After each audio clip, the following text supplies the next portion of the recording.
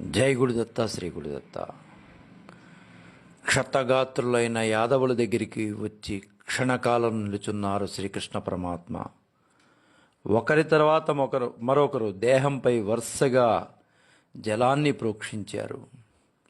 జలాంజలి పూర్తి చేసుకున్న శ్రీకృష్ణుడు మరోమారు నదీ తీరానికి వచ్చారు.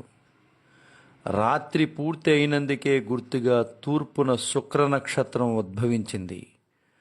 క్షణం ముందు తన ఆప్తజనులంతా పరస్పర ఘోరాతి ఘోరంగా గాయపరుచుకుంటే చూచిన ఆ కళ్ళు ఇప్పుడు నిశ్చలంగా ఉన్న ప్రకృతిని చూస్తున్నాయి. ఇక వెనుదిరిగి చూడకుండా శ్రీకృష్ణ పరమాత్మ నిధి ప్రవాహానికి వ్యతిరేక దిశలో ముందుకు నడిచారు. ప్రవాహ వేగానికి అనుగుణంగా వీస్తున్న గాలితో ఆయన మకుటంలోని నెమలపించం కంపించింది. ఎగురుతున్న ఉత్తరీయాన్ని చేత్తో అదిమి పట్టుకుని శ్రీకృష్ణ పరమాత్మ పశ్చిమ దిశకు ముందుకు సాగారు. ఆయన కాసేపు అలాగే ప్రయాణించసాగారు. ఆయన అలా వెళుతుండగా నది ఒడ్డున ఆ తడి తీరంలో శ్రీకృష్ణుని పాదముద్రలు పడుతున్నాయి. వారి పాదాల మృదువైన సవ్వడి నదీ ప్రవాహానికి తాళం వేస్తున్నట్లుంది. అక్కడ ఎదురుగా విశాలమైన అశ్వత్థ వృక్షం కనిపించింది. శ్రీకృష్ణ పరమాత్మ ఆ అశ్వత్థ వృక్షానికి నమస్కరించారు. తిరిగి కూర్చుని దేహం ఆ వృక్షానికి ఆనించి కాళ్ళు చాపి కుడికాలుని మడిచి ఎడమకాలిపై మోపి విశ్రాంతిగా కళ్ళు మూసుకుని తదేక దృష్టితో ఆలోచిస్తున్నారు. ఇంతలోనే కుడిపాదం నుంచి ఒక ఉష్ణధార మొదలయ్యి అది శ్రీకృష్ణ పరమాత్మ ఎడం పాదంపై పడుతోంది. ఇంత చల్లగా ఉన్న ఈ వాతావరణంలో ఈ వేడి ఎక్కడి నుంచి వస్తున్నది? శ్రీకృష్ణుడు కళ్ళు తెరిచి చూశారు. తన కుడిపాదం వైపు చూసుకున్నారు. కృష్ణుడు తన కుడిపాదం బొటన వేలుకు ఒక వాడి బాణం గుచ్చుకుని ఉంది. దానిలో నుంచి స్రవిస్తున్న రక్తం ఎడమకాలిపై బొట్లు బొట్లుగా పడుతుంది. శ్రీకృష్ణుడు ఎటువంటి ప్రతిక్రియ లేకుండా బాణాన్ని రక్తాన్ని చూస్తూ ఉండిపోయారు. ఆ చూసే సమయంలో అక్కడ గోకులం, మధుర, బృందావనం, ద్వారక ఇవేమీ గుర్తుకు లేవు. కేవలం ఆ బాణాన్ని అలా చూస్తూ ఉండిపోయారు శ్రీకృష్ణ పరమాత్మ. అయ్యో ఎంత పని చేశాను అనే గంభీరమైన స్వరంతో అకస్మాత్తుగా భయకంపితమైన స్వరం వినిపించింది. కృష్ణ పరమాత్మ అటువైపు చూశారు. చేతిలో విల్లు, అంబుల పొది కృష్ణుని పాదాల దగ్గర విసిరి జరా అనే బోయవాడు రెండు చేతులు జోడించి శ్రీకృష్ణుని పాదాల దగ్గర కూర్చున్నారు. నన్ను క్షమించు దేవా అని విలపిస్తూ రోదిస్తూ, రాత్రి అంధకారంలో నేను మిమ్మల్ని గుర్తించలేకపోయాను. నేను లేడిని వేటాడుతూ నది ఒడ్డును తిరుగుతున్నాను. మిమ్మల్ని వనచరం, మృగం అని తలంచి బాణం వేశాను.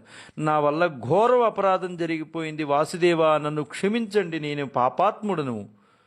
శ్రీకృష్ణుని పెదవుల నుంచి చిరుమందహాసం. ఆయన కుడిపాదానికి గుచ్చుకున్న బాణం వైపు చూశారు. ఈ బాణం వాడి స్పర్శ కూడా గరికిపోచవాడిలాగానే ఉంది. కానీ తనకి నొప్పి కలగడం లేదు. స్రవిస్తున్న రక్తం భుజాన ఉన్న ఉత్తరీయం వరకు వ్యాపించింది. కళ్ళెదురుగా తూర్పు దిశ కాంతిని సంతరించుకుంటోంది. కృష్ణుడు ఆ కాంతిని చూస్తూ ఉన్నారు. ఆ కాంతి వైపు తదేకంగా చూస్తున్న ఆయన దృష్టి క్షణకాలంలో తన అనంత యాత్రకి నాంది పలికింది. ఆత్మ తన దేహాన్ని ఆపి ఉంచినట్లుగా ఒక అపూర్వమైన యోగశక్తి ఆయన ముఖంలో ప్రతిఫలించింది.